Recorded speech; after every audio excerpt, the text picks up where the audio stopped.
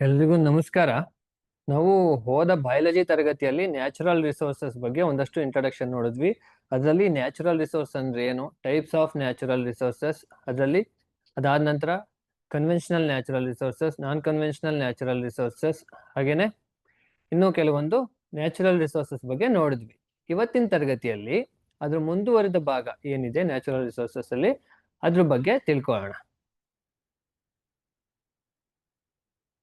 Okay, ಇವತ್ತಿನ ತರಗತಿಯಲ್ಲಿ ತಿಳ್ಕೊಳ್ತಕ್ಕಂಥ contents ಏನಪ್ಪಾ ಅಂತ ಅನ್ನೋದಾದ್ರೆ, ಎನ್ವೈರನ್ಮೆಂಟ್ ಅಂದ್ರೆ ಏನು, ecosystem, environmental problems, then ozone depletion, ozone ಬಗ್ಗೆ, ಹಾಗೇನೆ ವೇಸ್ಟ್ ಪ್ರೊಡಕ್ಷನ್ ಮತ್ತೆ ಅದುಗೆ ಸೊಲ್ಯೂಷನ್ ಹೇಗೆ, then biodegradable and non biodegradable substance, ಅದರಲ್ಲಿ ಇನ್ನೂ ಕೆಲವೊಂದು ಬರುತ್ತೆ, ಪೊಲ್ಯೂಷನ್ಸ್ ಬಗ್ಗೆ ಎಲ್ಲ ಬರುತ್ತೆ. ಅದ್ರ ಬಗ್ಗೆ ಇವತ್ತಿನ ತರಗತಿಯಲ್ಲಿ ತಿಳ್ಕೊಳ್ಳೋಣ.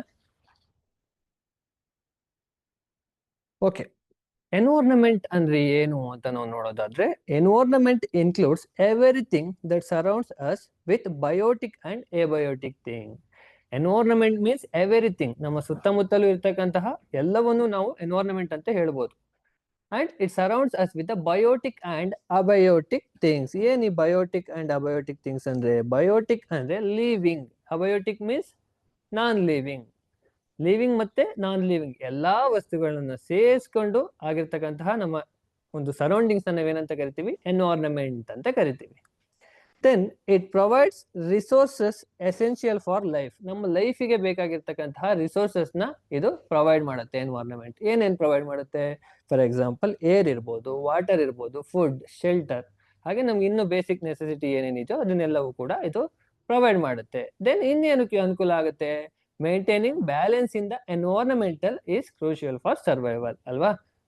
ಎನ್ವೈರನ್ಮೆಂಟ್ ನ ಬ್ಯಾಲೆನ್ಸ್ ಮಾಡ್ಲಿಕ್ಕೂ ಕೂಡ ಇದು ಹೆಲ್ಪ್ ಆಗುತ್ತೆ. Then ecosystem. ಎಕೋಸಿಸ್ಟಮ್ ಅಂದ್ರೆ ಏನು ಅಂತ ನಾವು ನೋಡೋದಾದ್ರೆ, ecosystem a community of living organism interacting with each other and their physical surroundings. A community of living organism ಅಂದ್ರೆ living organism community and interaction, ಒಂದಕ್ಕೊಂದು ಇಂಟರಾಕ್ಟ್ ಆಗ್ತಾವಲ್ವಾ ಅದು, ಇನ್ ದರ್ ಫಿಸಿಕಲ್ ಸರೌಂಡಿಂಗ್ಸ್. ಹಾಗೇನೆ ಇದರಲ್ಲಿ ಕಾಂಪೊನೆಂಟ್ಸ್ ಬರುತ್ತೆ, ನಾವ್ ಈಗಾಗಲೇ ತಿಳ್ಕೊಂಡ್ವಿ, biotic and abiotic components. Biotic means living ಅಂತ ನಾವ್ ಈಗಾಗಲೇ ತಿಳ್ಕೊಂಡಿದೀವಿ. ಎಬಯೋಟಿಕ್ ಅಂದ್ರೆ ನಾನ್ ಲಿವಿಂಗ್. ಲಿವಿಂಗ್ ಅಂದ್ರೆ ಯಾವ್ದಾವ್ದು ಬರುತ್ತೆ? ಪ್ಲಾಂಟ್ಸ್ ಇರ್ಬೋದು, animals and other microorganisms, ಇನ್ನ ಏನೇನು ಆರ್ಗ್ಯಾನಿಸಮ್ಸ್ ಇದಾವೆ ಅವೆಲ್ಲವೂ ಕೂಡ ಬರುತ್ತೆ. ದೆನ್ ಅಬಯೋಟಿಕ್ ಅಂದ್ರೆ sunlight, water, air, temperature and soil and others. Then example for ecosystem ನೋಡೋದಾದ್ರೆ, ನಾವು ಪಾಂಡ್ ಇರ್ಬೋದು, ಫಾರೆಸ್ಟ್ ಇರ್ಬೋದು, desert, coral reef and grassland. Grassland means ಎಲ್ಲಿ ಮರಗಳಿಗಿಂತ ಆ ಹುಲ್ಲುಗಾವಲು ಜಾಸ್ತಿ ಇರುತ್ತೋ ಅದನ್ನ ನಾವು ಗ್ರಾಸ್ ಲ್ಯಾಂಡ್ ಅಂತ ಹೇಳ್ತೀವಿ. ಕೋರಲ್ ರೀಫ್ ಅಂದ್ರೆ ಸಮುದ್ರದ ಒಳಗಡೆ ಕಂಡು ಬರುತ್ತೆ. Next, food chain. ಏನು ಫುಡ್ ಚೈನ್ ಅಂದ್ರೆ? ಅಲ್ಲೇ ಹೆಸರಲ್ಲಿ ಇದೆ ಚೈನ್. ಫಾರ್ ಎಕ್ಸಾಂಪಲ್, ಇಲ್ಲೊಂದು ಚಿತ್ರ ಇದೆ, grass, that is a producer.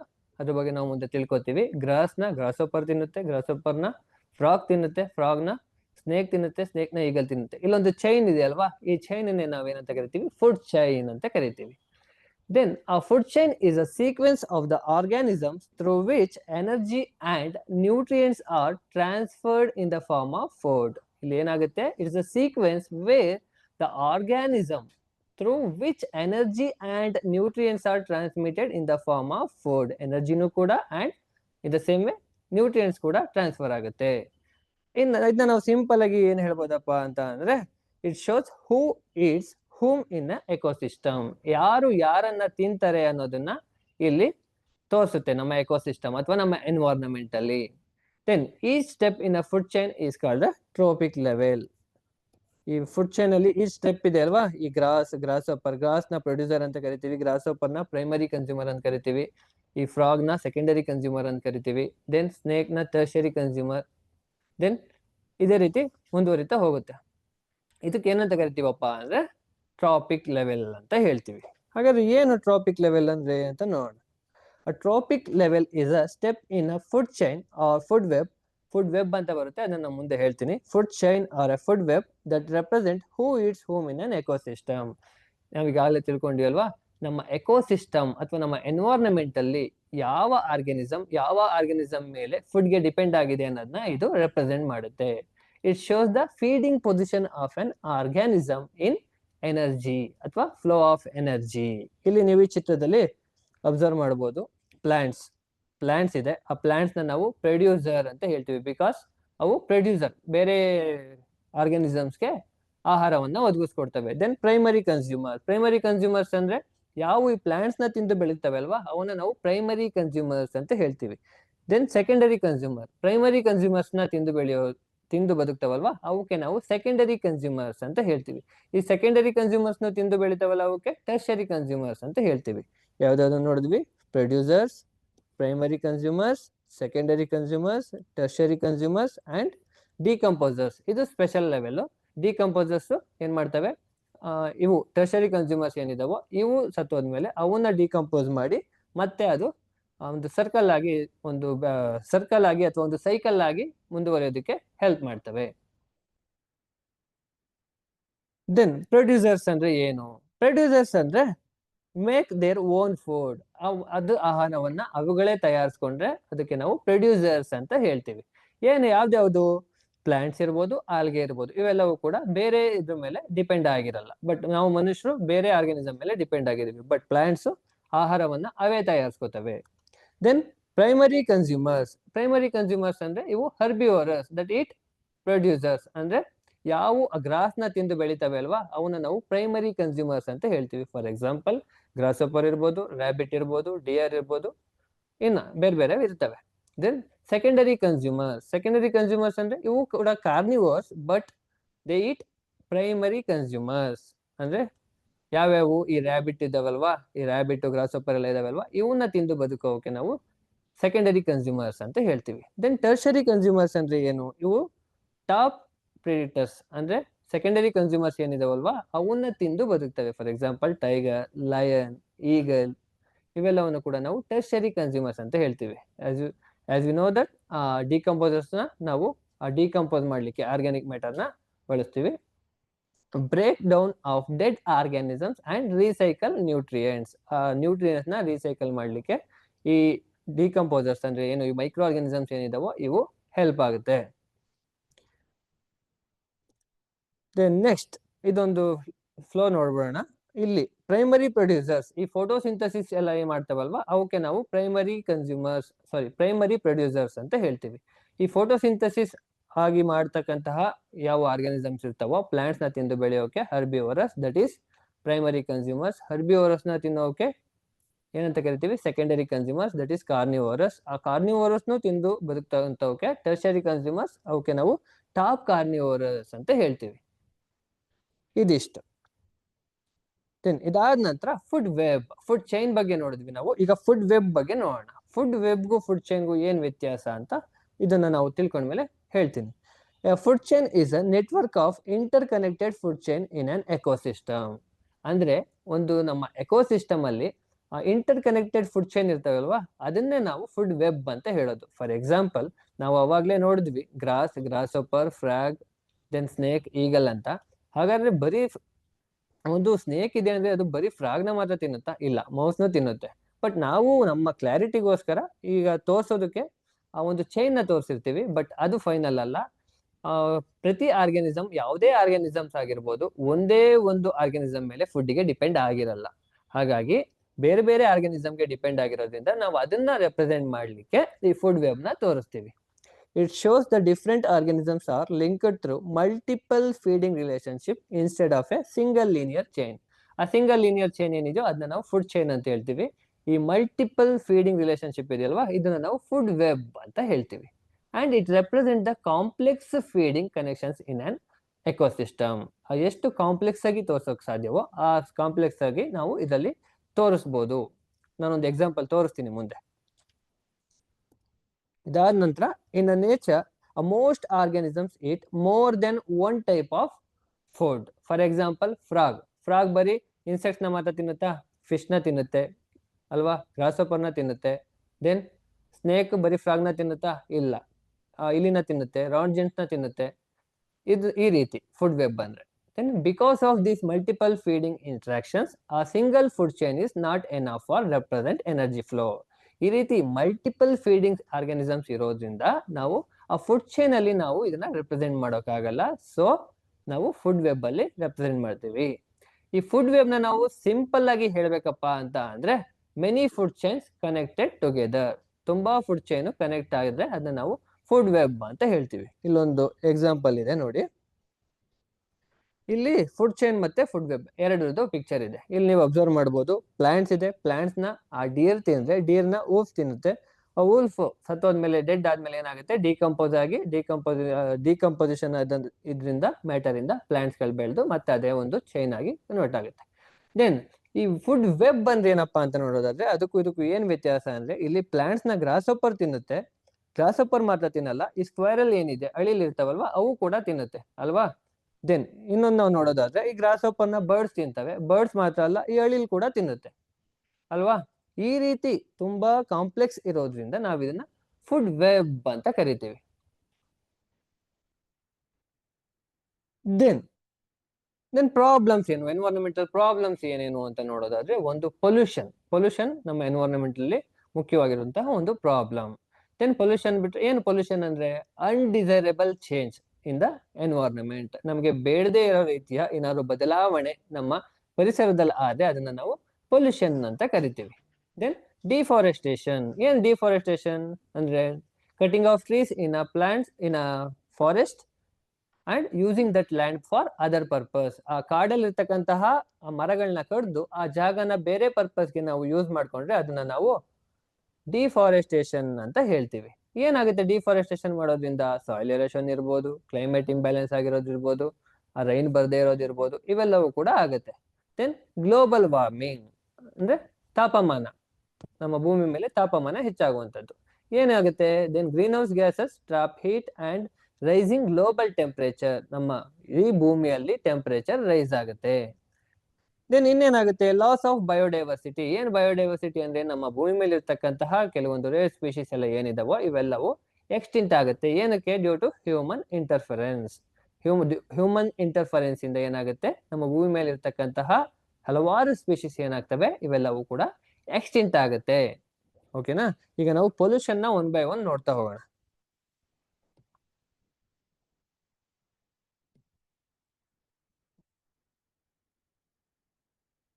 Okay, pollution ಅಂದ್ರೆ ಏನು ಅಂತ ನಾವು ನೋಡೋದಾದ್ರೆ, pollution is the undesirable change in the natural environment. Undesirable change ಅಂದ್ರೆ ಅನ್ವಾಂಟೆಡ್ ಚೇಂಜ್, ಅಂದ್ರೆ ನಮಗೆ ಬೇಡದೇ ಇರತಕ್ಕಂತಹ ಬದಲಾವಣೆ ಎನ್ವೈರನ್ಮೆಂಟ್ ಅಲ್ಲಿ, caused by the addition of harmful pollutants. ಏನು ಪೊಲ್ಯೂಟೆಂಟ್ಸ್ ಅಂದ್ರೆ ಪೊಲ್ಯೂಷನ್ ನ ಕಾಸ್ ಮಾಡ್ತಾವಲ್ವಾ, ಆ ಪೊಲ್ಯೂಷನ್ ನ ಕಾಸ್ ಮಾಡ್ತಕ್ಕಂಥವನ್ನ ಅವೆಲ್ಲವೂ ಕೂಡ ಆಡ್ ಆದ್ರೆ, ಅಡಿಷನ್ ಆದ್ರೆ ಎಲ್ಲಿಗೆ? ಏರ್ಗಿರ್ಬೋದು, ವಾಟರ್ಗಿರ್ಬೋದು, ಸಾಯಿಲ್ಗಿರ್ಬೋದು, ಸೌಂಡ್ ಪೊಲ್ಯೂಷನ್ ಅಂತ ಬರುತ್ತೆ, ಆ ಸೌಂಡ್ಗಿರ್ಬೋದು, ಇವೆಲ್ಲವೂ ಆದ್ರೆ which affects living organisms and ecosystem. ಇದನ್ನ ನಾವು ಪೊಲ್ಯೂಷನ್ ಅಂತ ಕರಿತೀವಿ. ಯಾವ್ದೆಲ್ಲ ಟೈಪ್ಸ್ ಬರುತ್ತೆ ಪೊಲ್ಯೂಷನ್ ಅಲ್ಲಿ? ಏರ್ ಪೊಲ್ಯೂಷನ್ ನಮ್ಗೆಲ್ಲ ಜನರಲ್ ಆಗಿ ಗೊತ್ತು, air pollution, water pollution, soil pollution, noise pollution, ಇನ್ನು ಕೆಲವೊಂದು ಪೊಲ್ಯೂಷನ್ಸ್ ಬರ್ತವೆ. ನಾವು ಇವನ್ನ ಒನ್ ಬೈ ಒನ್ ನೋಡ್ತಾ ಹೋಗೋಣ. ಮೊದಲಿಗೆ ಏರ್ ಪೊಲ್ಯೂಷನ್. ನಮ್ಗೆಲ್ಲರಿಗೂ ಗೊತ್ತು ಏನು ಏರ್ ಪೊಲ್ಯೂಷನ್ ಅಂದ್ರೆ. ಏರ್ ನಮ್ಮ ಸರೌಂಡಿಂಗ್ಸ್ ಅಲ್ಲಿ ಇರ್ತಕ್ಕಂತಹ ಏರು ಪೊಲ್ಯೂಟ್ ಆದ್ರೆ ಅದನ್ನ ನಾವು ಏರ್ ಪೊಲ್ಯೂಷನ್ ಅಂತ ಹೇಳ್ತೀವಿ. Undesirable change in the air environment. Air ಅಲ್ಲಿ ಏನಾದ್ರು ಅನ್ಡಿಸೈರಬಲ್ ಚೇಂಜ್ ಆದ್ರೆ ಅದನ್ನ ನಾವು ಏರ್ ಪೊಲ್ಯೂಷನ್ ಅಂತ ಕರಿತೀವಿ. ಇಲ್ಲೊಂದು ನಮ್ಮದೊಂದು ಡೆಫಿನೇಷನ್ ಇದೆ. Air pollution is the presence of harmful gases. ಯಾವೆಲ್ಲ ಹಾರ್ಮ್ಫುಲ್ ಗ್ಯಾಸಸ್ ಇದಾವಲ್ವಾ ಅದ್ರ ಪ್ರೆಸೆನ್ಸ್ ಇದ್ರೆ, ಸ್ಮೋಕ್, ಬರೀ ಗ್ಯಾಸಸ್ ಅಷ್ಟೇ ಅಲ್ಲ, smoke, dust in the atmosphere that make the air impure.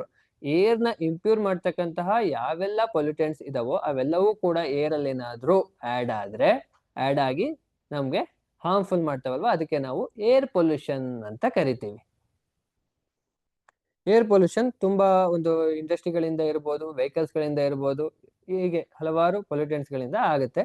ಹೇಗಾಗುತ್ತೆ ಅಂತ ನೋಡೋಣ ಮುಂದೆ. ಹೇಗೆ, what is the main causes of air pollution ಅಂತ ನಾವು ನೋಡೋದಾದ್ರೆ, smoke from the vehicles and industries. ಆ ಇಂಡಸ್ಟ್ರಿಗಳಿದಾವೆ ಅಲ್ವಾ, ಕೆಮಿಕಲ್ ಇಂಡಸ್ಟ್ರೀಸ್, ಆ ಇಂಡಸ್ಟ್ರೀಸ್ ಗಳಿಂದ ಬರ್ತಕ್ಕಂತಹ ಸ್ಮೋಕ್ ಇರ್ಬೋದು, ದೆನ್ ವೆಹಿಕಲ್ಸ್ ಇಂದ ಬರ್ತಕ್ಕಂತಹ ಹೊಗೆ ಇರ್ಬೋದು, ಇವೆಲ್ಲದರಿಂದ ಕೂಡ ಏನು ಏರ್ ಪೊಲ್ಯೂಷನ್ ಆಗ್ತಾ ಇದೆ. Then burning of coal and firewood. ಆ ಕೋಲ್ ನ ಬರ್ನ್ ಮಾಡೋದಿರ್ಬೋದು, ವುಡ್ಸ್ ನ ಬರ್ನ್ ಮಾಡೋದಿರ್ಬೋದು, ಇದರಿಂದ ಕೂಡ ಏರ್ ಪೊಲ್ಯೂಷನ್ ಆಗುತ್ತೆ. ದೆನ್ ಫಾಸಿಲ್ ಫ್ಯೂಯಲ್ಸ್ ನ ಯೂಸ್ ಮಾಡ್ತೀವಲ್ವಾ ನಾವು, ಆ ಫಾಸಿಲ್ ಫ್ಯೂಯಲ್ಸ್ ನ ಯೂಸ್ ಮಾಡಿ ಅದನ್ನ ನಾವು ಬರ್ನ್ ಮಾಡಿದಾಗ ಕೂಡ ಏರ್ ಪೊಲ್ಯೂಷನ್ ಆಗುತ್ತೆ. And volcanic eruption and forest fire ಬಗ್ಗೆ ನೀವೆಲ್ಲ ಕೇಳಿರ್ತೀರಿ, ಕಾಡ್ಗಿಚ್ಚು. ಆ ಕಾಡ್ಗಿಚ್ಚು ಆದಾಗ, ವಾಲ್ಕೆನೋಸ್ ಆದಾಗ ಕೂಡ ಈ ಏರ್ ಪೊಲ್ಯೂಷನ್ ಆಗುತ್ತೆ. ದೆನ್ ಯಾವೆಲ್ಲ ಮೇಜರ್ ಏರ್ ಪೊಲ್ಯೂಟೆಂಟ್ಸ್ ಇದಾವೆ ಅಂತ ನೋಡೋದಾದ್ರೆ, ಅಂದ್ರೆ ಏರ್ ಪೊಲ್ಯೂಷನ್ ನ ಕಾಸ್ ಮಾಡ್ತಕ್ಕಂತಹ ಪೊಲ್ಯೂಟೆಂಟ್ಸ್ ಯಾವೆಲ್ಲ ಇದಾವೆ ಅಂತ ನೋಡೋದಾದ್ರೆ, ಮೇನ್ ಆಗಿ carbon dioxide, carbon monoxide CO, and sulphur dioxide, and nitrogen oxide and chlorofluorocarbon, CFC ಅಂತ ಕರಿತೀವಿ ಕ್ಲೋರೋಫ್ಲೋರೋ ಕಾರ್ಬನ್ಗೆ.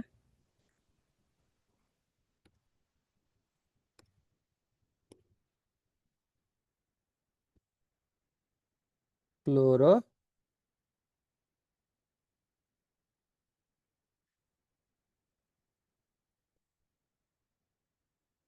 Fluoro carbon.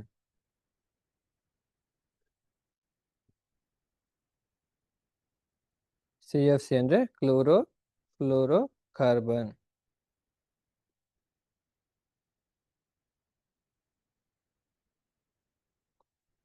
ಕೇಳ್ತಾರೆ CFC ಅಂದ್ರೆ ಏನು ಅಂತ.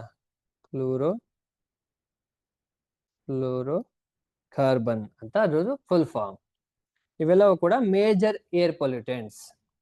ಇದಾದ ನಂತರ ಎಫೆಕ್ಟ್ಸ್ ಏನಾಗುತ್ತಪ್ಪ ಏರ್ ಪೊಲ್ಯೂಷನ್ ಇಂದ ಅಂತ ನಾವು ನೋಡೋದಾದ್ರೆ, ತುಂಬಾ ಹೆಲ್ತ್ ಡಿಸೀಸಸ್ ಬರುತ್ತೆ. ಹಾಗೇನೆ ನಮ್ಮ ಎನ್ವೈರನ್ಮೆಂಟ್ ಮೇಲೆ ಕೂಡ ತುಂಬಾ ಪರಿಣಾಮ ಬೀರುತ್ತೆ ಇದು ಏರ್ ಪೊಲ್ಯೂಷನ್. ಏನೇನಾಗುತ್ತೆ ಅಂತ ನೋಡೋಣ. Causes respiratory disease like asthma ಬರ್ಬೋದು.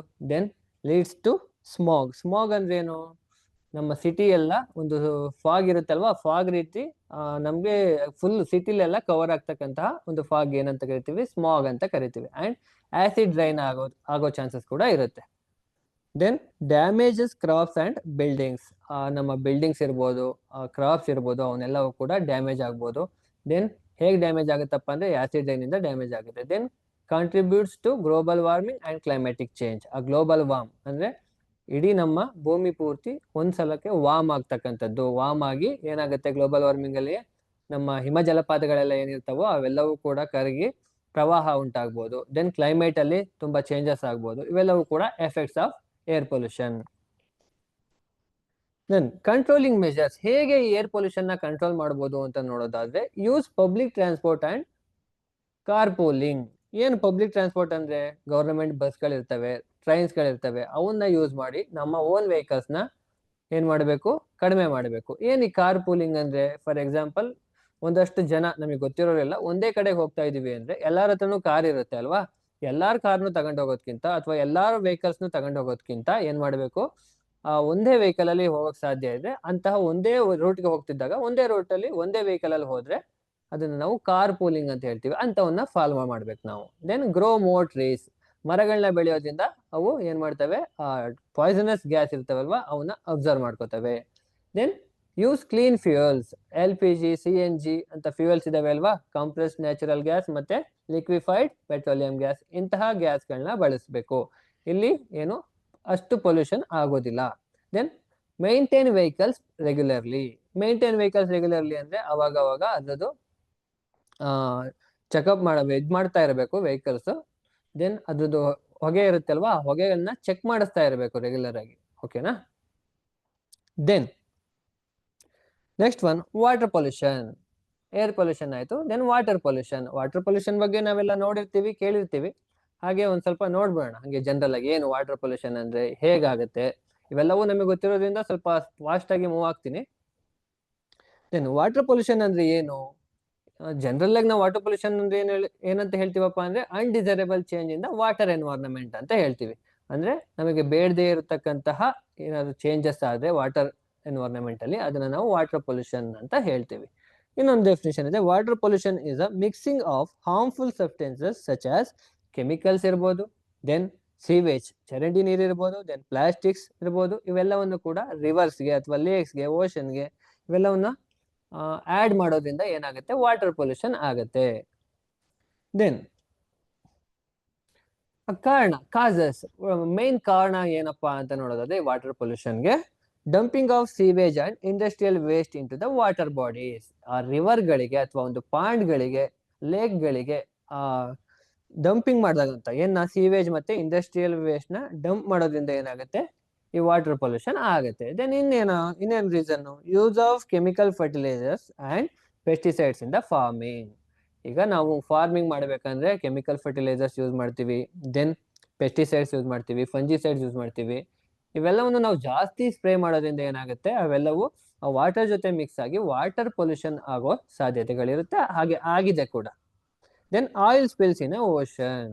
ಆಯಿಲ್ ಸ್ಪಿಲ್ಸ್ ಅಂದ್ರೆ ಏನು, ಯಾವ್ದು ಆಯಿಲ್, ಪೆಟ್ರೋಲಿಯಂ ಆಯಿಲ್ ಹೇಳಿರ್ತೀವಲ್ವಾ, ಕ್ರೂಡ್ ಆಯಿಲ್. ಆ ಕ್ರೂಡ್ ಆಯಿಲ್ ಏನಾದ್ರೂ ಲೀಕೇಜ್ ಆದ್ರೆ ಓಷನ್ಗಳಲ್ಲಿ, ಅಲ್ಲಿ ಕೂಡ ಅಲ್ಲಿ ಎಲ್ಲಿ ಲೀಕೇಜ್ ಆಗಿರುತ್ತಲ್ವಾ ಅಲ್ಲಿ ಎಲ್ಲಾ ಪ್ರಾಣಿಗಳು, ಆ ಸಮುದ್ರ ಜೀವಿಗಳಿರ್ತಾವಲ್ವಾ, ಅವೆಲ್ಲವೂ ಕೂಡ ಏನಾಗಿರ್ತವೆ, ಸತ್ತೋಗ್ಬಿಟ್ಟಿರ್ತವೆ. Then plastic waste in water ಅಲ್ಲಿ ಪ್ಲಾಸ್ಟಿಕ್ ವೇಸ್ಟ್ ಅನ್ನ ಹಾಕ್ತಕ್ಕಂಥದ್ದು, ಇದು ಕೂಡ ಮುಖ್ಯವಾದ ಕಾರಣ. ದೆನ್ ಎಫೆಕ್ಟ್ಸ್ ನೋಡೋದಾದ್ರೆ, ಈ ವಾಟರ್ ಪೊಲ್ಯೂಷನ್ ಇಂದ ಏನ್ ಎಫೆಕ್ಟ್ಸ್ ಆಗುತ್ತೆ ಅಂತ ನಾವು ನೋಡೋದಾದ್ರೆ, death of fish and aquatic plants.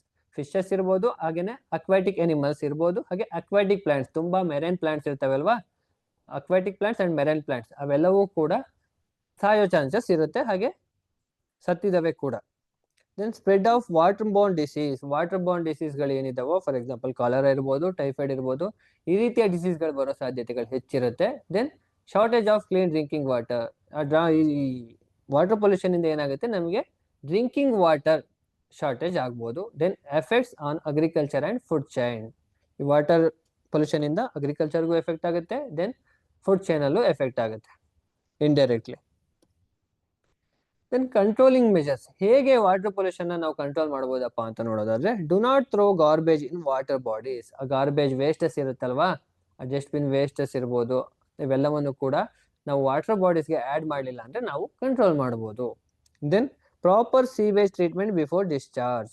ಈ ಚರಂಡಿ ನೀರುಗಳು, ಈ ಸೀವೇಜ್ ವಾಟರ್ ಇರುತ್ತೆ ಅಲ್ವಾ, ಅದಕ್ಕೆ ಪ್ರಾಪರ್ ಟ್ರೀಟ್ಮೆಂಟ್ ಮಾಡಿ ಅದನ್ನ ನಾವು ಆಮೇಲೆ ನದಿಗಳಿಗೆ ಬಿಟ್ರೆ ಏನಾಗುತ್ತೆ, ಈ ವಾಟರ್ ಪೊಲ್ಯೂಷನ್ ಕಡಿಮೆ ಆಗುತ್ತೆ. ದೆನ್ ರೆಡ್ಯೂಸ್ ಪ್ಲಾಸ್ಟಿಕ್ ಯೂಸ್, ಅದು ಮುಂದೆ ಬರುತ್ತೆ 3Rs ಅಂತ, ರೆಡ್ಯೂಸ್, ರಿಯೂಸ್ ಅಂತ. ಅದೇ ರೀತಿ ಈ ರೆಡ್ಯೂಸ್ ಪ್ಲಾಸ್ಟಿಕ್ ಯೂಸ್ ಅಂದ್ರೆ ಪ್ಲಾಸ್ಟಿಕ್ ಬಳಸೋದನ್ನ ಕಡಿಮೆ ಮಾಡಬೇಕು. ಅದನ್ನ ಕಡಿಮೆ ಮಾಡಿದ್ರೆ ಆ ಪ್ಲಾಸ್ಟಿಕ್ಗಳನ್ನ ನೀರಿಗೆಲ್ಲ ಹಾಕೋದು ಕಡಿಮೆ ಆಗೋಗುತ್ತೆ. Then promote rain water harvesting. ಆ ರೈನ್ ವಾಟರ್ ಏನಿದೆಯೋ ಆ ರೈನ್ ವಾಟರ್ನ ಹಾರ್ವೆಸ್ಟ್ ಮಾಡೋದ್ರಿಂದ ಕೂಡ ನಾವು ಈ ವಾಟರ್ ಪೊಲ್ಯೂಷನ್ ನ ಕಂಟ್ರೋಲ್ ಮಾಡ್ಬೋದು. ಇದಾದ ನಂತರ ಸಾಯಿಲ್ ಪೊಲ್ಯೂಷನ್ ಆಗುತ್ತಾ ಸರ್ ಅಂತ ಅಂದ್ರೆ, ಸಾಯಿಲ್ ಕೂಡ ಪೊಲ್ಯೂಷನ್ ಆಗುತ್ತೆ. ಸಾಯಿಲ್ ಕೂಡ, ಮಣ್ಣು ಕೂಡ ಮಾಲಿನ್ಯ ಆಗತ್ತೆ. ಹೇಗೆ ಈ ಸಾಯಿಲ್ ಪೊಲ್ಯೂಷನ್ ಅಂದ್ರೆ ಏನು ಅಂತ ನೋಡೋದಾದ್ರೆ, soil pollution is the degradation of soil quality. ಆ ಸಾಯಿಲ್ದು ಕ್ವಾಲಿಟಿ ಏನಿದೆಯೋ ಅದು ಕಡಿಮೆ ಆದ್ರೆ, ಹೇಗೆ, due to the addition of harmful chemicals, waste and plastics which reduce its fertility and affects plant growth. ಮಣ್ಣು ಏನಿರುತ್ತೆ ಅಲ್ವಾ, ಆ ಮಣ್ಣಿಂದ ಫರ್ಟಿಲಿಟಿನ ಕಡಿಮೆ ಮಾಡಿ ಆ ಪ್ಲಾಂಟ್ಸ್ ಗಳು ಗ್ರೋ ಆಗ್ತವಲ್ವಾ, ಆ ಪ್ಲಾಂಟ್ಸ್ ಗ್ರೋತ್ ಮೇಲೂ ಕೂಡ ಎಫೆಕ್ಟ್ ಆಗುತ್ತೆ ಈ soil pollution. Then main causes ಅಂದ್ರೆ ಕಾರಣ ಏನು ಸಾಯಿಲ್ ಪೊಲ್ಯೂಷನ್ ಆಗಕ್ಕೆ ಮೇನ್ ರೀಸನ್ ಏನು ಅಂತ ನಾವು ನೋಡೋದಾದ್ರೆ, use of chemical fertilisers, for example urea ಇರ್ಬೋದು, ಇನ್ನು ಬೇರೆ ಬೇರೆ ಕೆಮಿಕಲ್ ಫರ್ಟಿಲೈಸರ್ಸ್ ಇದಾವೆ ಅಲ್ವಾ, ಅವೆಲ್ಲವನ್ನು ಕೂಡ ನಾವು ಅಗ್ರಿಕಲ್ಚರ್ ಅಲ್ಲಿ ಯೂಸ್ ಮಾಡೋದ್ರಿಂದ ಈ ಸಾಯಿಲ್ ಪೊಲ್ಯೂಷನ್ ಆಗ್ತಾ ಇದೆ.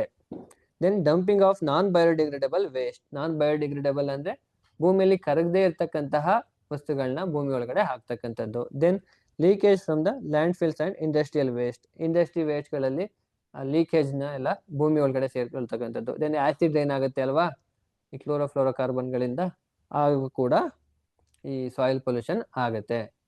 ಇದಿಷ್ಟು ಕಾಸಸ್.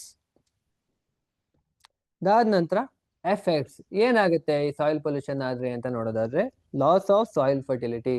ಆ ಸಾಯಿಲ್ ಅಲ್ಲಿ ಅಥವಾ ಮಣ್ಣಲ್ಲಿ ಇರ್ತಕ್ಕಂತಹ ಫಲವತ್ತತೆಗಳನ್ನ ಕಳ್ಕೊಬಿಡುತ್ತೆ ಆ ಮಣ್ಣು, ಅಲ್ಲಿ ನಾವು ಬೆಳೆಗಳನ್ನ ಬೆಳೆಯೋದಕ್ಕೆ ಯೋಗ್ಯವಾಗಿರಲ್ಲ ಆ ಮಣ್ಣು. ದೆನ್ ಪೂರ್ ಕ್ರಾಪ್ ಈಲ್ಡ್, ಅಂದ್ರೆ ಕ್ರಾಪ್ ಅಲ್ಲಿ ಈಲ್ಡೇ ಇರಲ್ಲ, ಬೆಳಿತವೆ ಬೆಳೆದ್ರು ಕೂಡ ಅಲ್ಲಿ ಈಲ್ಡ್ ಇರಲ್ಲ, ಫಸಲು ಬರಲ್ಲ. Then poisoning of plant animals and ground water poison ಆಗೋದಿರ್ಬೋದು, ಆ ಪ್ಲಾಂಟ್ಸ್ ಗಳು ನಾವು ತಿಂತಕ್ಕಂತಹ ತರಕಾರಿಗಳಿರ್ಬೋದು ಅವೆಲ್ಲವೂ ಪಾಯ್ಸನಸ್ ಆಗ್ಬೋದು. ಅವು ನಮ್ಗೆ ಈಗ ಎಫೆಕ್ಟ್ ಆಗ್ಲಿಲ್ಲ ಅಂದ್ರೂ ಅವು ಮುಂದೊಂದು ದಿನ ಎಫೆಕ್ಟ್ ಆಗುತ್ತೆ. Then disruption of soil organism. Soil ಅಲ್ಲೂ ಕೂಡ ಒಂದಷ್ಟು ಆರ್ಗ್ಯಾನಿಸಮ್ಸ್ ಇರ್ತವೆ ಅಲ್ವಾ, ಅವೆಲ್ಲವೂ ಕೂಡ ಸಾಯ್ಬೋದು. ಫಾರ್ ಎಕ್ಸಾಂಪಲ್ ಮೈಕ್ರೋ ಆರ್ಗ್ಯಾನಿಸಮ್ಸ್ ಇರ್ತವೆ, ದೆನ್ ಅರ್ಥವಾಮ್ಸ್ ಇರ್ತವೆ, ಫಾರ್ಮರ್ ಫ್ರೆಂಡ್ ಅಂತ ಹೇಳ್ತೀವಿ ನಾವು ಅರ್ಥವಾಮ್ಸ್ ನ. ಈ ಸಾಯಿಲ್ ಇದರಿಂದ ಏನಾಗುತ್ತೆ, ಸಾಯಿಲ್ ಪೊಲ್ಯೂಷನ್ ಇಂದ ಇವೆಲ್ಲವೂ ಕೂಡ ಸಾಯೋ ಸಾಧ್ಯತೆ ಇರುತ್ತೆ. ದೆನ್ ಕಂಟ್ರೋಲಿಂಗ್ ಮೆಜರ್ಸ್, ಹೇಗೆ ನಾವು ಈ ಸಾಯಿಲ್ ಪೊಲ್ಯೂಷನ್ ನ ಕಂಟ್ರೋಲ್ ಮಾಡಬಹುದು ಅಂತ ನಾವು ನೋಡೋದಾದ್ರೆ, use organic manure and bio fertilisers. For example, ಈ ಹಸುಗಳು ಸಗಣಿ ಇರುತ್ತೆ ಅಲ್ವಾ, ಆ ರೀತಿಯ ಫರ್ಟಿಲೈಸರ್ಸ್ ನ ಯೂಸ್ ಮಾಡೋದು, ಸಾರಿ ಮೆನ್ಯೂಸ್ ನ ಯೂಸ್ ಮಾಡೋದಿರ್ಬೋದು, ಬಯೋ ಫರ್ಟಿಲೈಸರ್ಸ್ ನ ಯೂಸ್ ಮಾಡೋದಿರ್ಬೋದು. ದೆನ್ ಪ್ಲಾಸ್ಟಿಕ್ಗಳನ್ನ ಭೂಮಿ ಮೇಲೆ ಮಣ್ಣಿನೊಳಗಡೆ ಅಥವಾ ಇದ್ರಲ್ಲೆಲ್ಲ ಹಾಕದೇ ಇರೋದು ಇರ್ಬೋದು.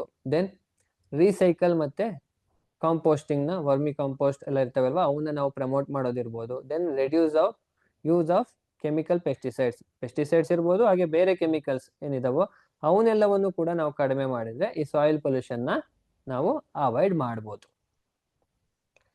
ದೆನ್ ಇದಾದ ನಂತರ ನಾಯ್ಸ್ ಪೊಲ್ಯೂಷನ್. ಈ ನಾಯ್ಸ್ ಪೊಲ್ಯೂಷನ್ ಅಂತ ಕೂಡ ಇದೆ. ಈ ನಾಯ್ಸ್ ಏನಾದ್ರು ಜಾಸ್ತಿ ಆದ್ರೆ ಅಲ್ಲಿ ಪೊಲ್ಯೂಷನ್ ಆಗುತ್ತಲ್ವಾ, ಅದನ್ನ ನಾವು ನಾಯ್ಸ್ ಪೊಲ್ಯೂಷನ್ ಅಂತ ಹೇಳ್ತೀವಿ.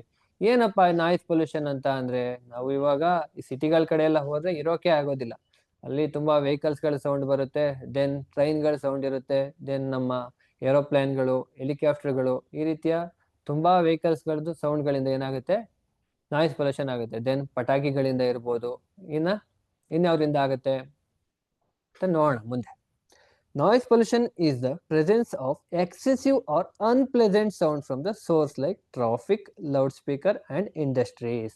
ಅಂದ್ರೆ ಈ ಶಬ್ದನೇ ಆಗ್ಬಾರ್ದು ಅಂತಲ್ಲ, ನಮಗೆ ಕೇಳಲಿಕ್ಕೆ ಇಷ್ಟು ಡೆಸಿಬಲ್ ಅಂತ ಒಂದು ಸೌಂಡ್ ಇರುತ್ತೆ, ಅದಕ್ಕಿಂತ ಹೆಚ್ಚಾಗಿ ಸೌಂಡ್ ಏನಾದ್ರು ಆದ್ರೆ, ಶಬ್ದ ಆದ್ರೆ, ಅದನ್ನ ನಾವು ಯಾವ್ದ್ರಿಂದ ಆಗುತ್ತೆ, ಅದು ಟ್ರಾಫಿಕ್ ಇಂದ ಇರ್ಬೋದು, loud speakers, industries and vehicles, ಇವೆಲ್ಲರಿಂದ ಆದ್ರೆ ಅದನ್ನ ನಾವು ಏನಂತ ಕರಿತೀವಿ, ಅನ್ಪ್ಲೆಸೆಂಟ್ ಒಂದು ನಾಯ್ಸ್ ಪೊಲ್ಯೂಷನ್ ಆದ್ರೆ ಅದನ್ನ ನಾವು, ನಾಯ್ಸ್ ಏನಾದ್ರು ಬಂದ್ರೆ ಅದನ್ನ ನಾವು ನಾಯ್ಸ್ ಪೊಲ್ಯೂಷನ್ ಅಂತ ಕರಿತೀವಿ. That causes discomfort and hurt humans and animals. ಭೂಮಿ ಮೇಲೆ ಎನಿಮಲ್ಸ್ ಇರ್ಬೋದು, ಹ್ಯೂಮನ್ಸ್ ಇರ್ಬೋದು, ಇವೆಲ್ಲಕ್ಕೂ ಇರೋದಿಕ್ಕೆ ಆಗೋದಿಲ್ಲ, ಅಷ್ಟು ಹರ್ಟ್ ಆಗುತ್ತೆ, ಅಂದ್ರೆ ಅಷ್ಟು ಇರಿಟೇಷನ್ ಫೀಲ್ ಆಗುತ್ತೆ ಈ ನಾಯ್ಸ್ ಪೊಲ್ಯೂಷನ್ ಇಂದ. ದೆನ್ ಇದಾದ ನಂತರ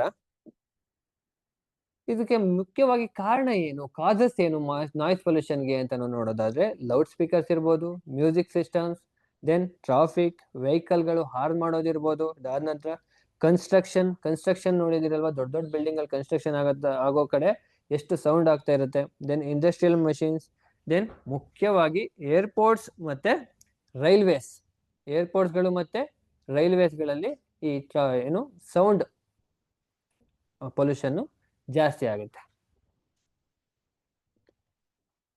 ಇದಾದ ನಂತರ ಎಫೆಕ್ಟ್ಸ್, ಏನ್ ಎಫೆಕ್ಟ್ ಆಗುತ್ತಪ್ಪ ಸೌಂಡ್ ಪೊಲ್ಯೂಷನ್ ಇಂದ?